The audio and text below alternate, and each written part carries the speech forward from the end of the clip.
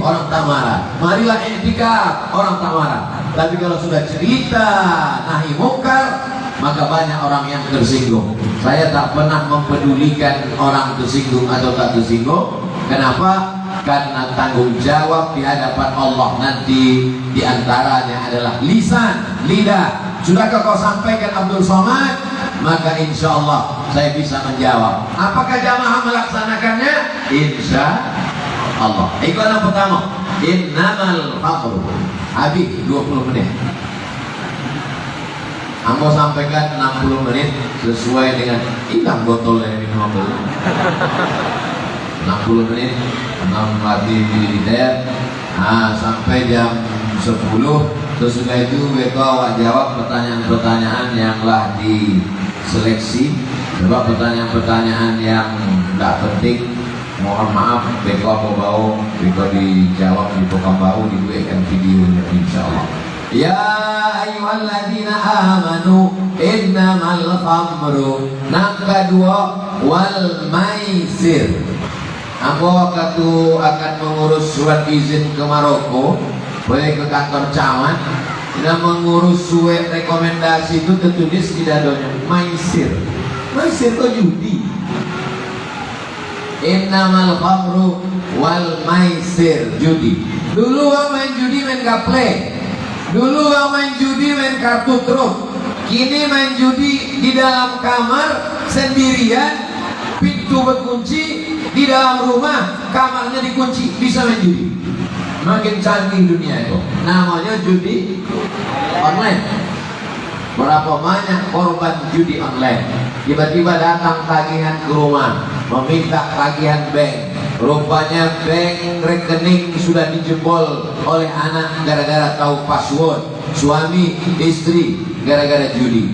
Maka judi ini pun luar biasa. Sekarang toko-toko judi ini diambil dari anak-anak muda yang tidak terkenal, orang kampung yang miskin susah, dikasih mobil, dikasih rumah, dikasih operasi plastik, lalu ditarik ke Jakarta jadi bintang afiliator.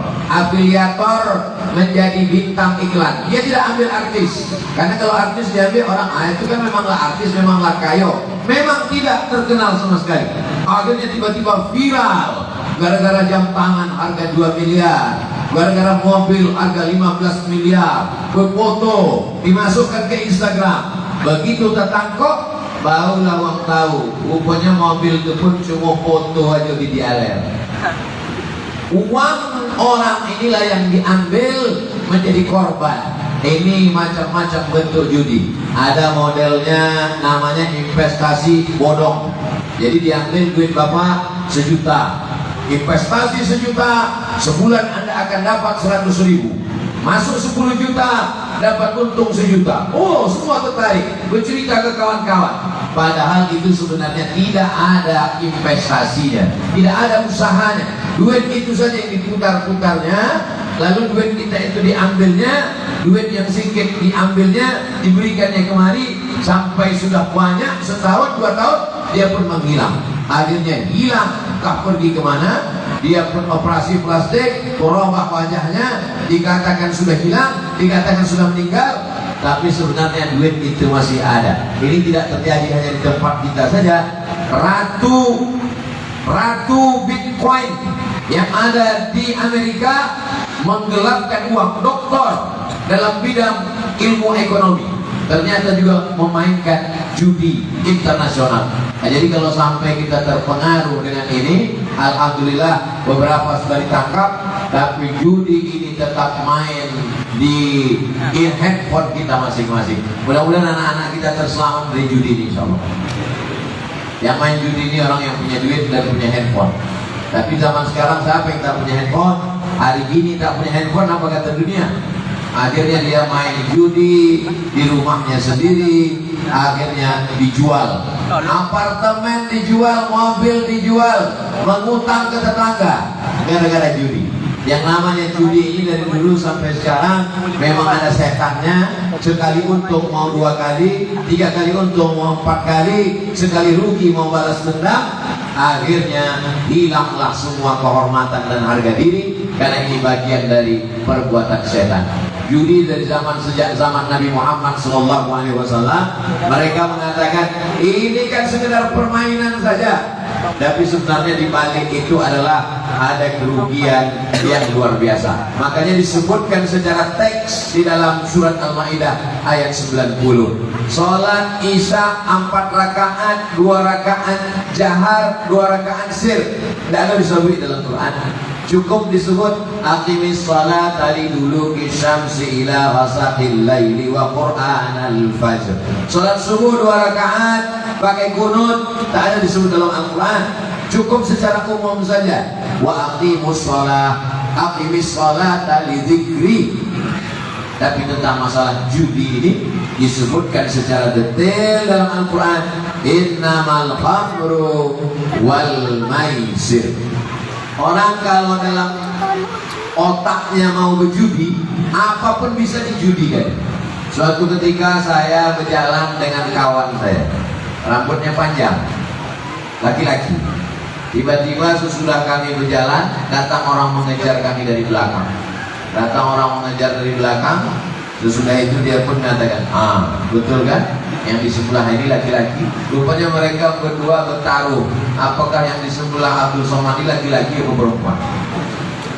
Langsung dia pasang taruhan. Mobil yang akan lewat bisa juga, ibu-ibu hamil pun bisa juga dijadikan bahan judi. Nanti anaknya lahir laki-laki atau perempuan. Jamaah yang dimuliakan Allah Subhanahu wa taala, Allah selamatkan kita dari judi ini sudah satu nikmat yang besar. Tapi kalau tidak, maka sesungguhnya dia adalah bagian dari perbuatan setan. Negara-negara besar membuat satu tempat khusus judi, bahkan kota judi. Amerika, Las Vegas.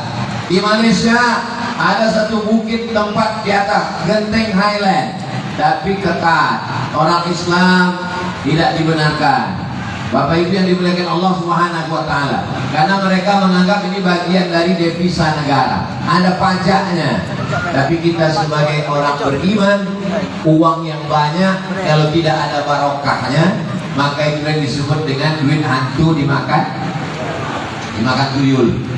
Bapak Ibu yang dimuliakan Allah Subhanahu wa taala, kita minta selalu barokah. Makan nasi bukan banyaknya, tapi barokah. Maka yang dimintakan Allahumma barik lana bima razaqtana wa qina adzabannar. Ada orang menikah yang kita doakan barokahnya. Barakallahu lakuma wa baraka alaikuma wa jama'a bainakuma fi khair. Anak yang baru lahir kita mintakan barokahnya. Barakallahu laka fil mawhub wa syakartal wahid.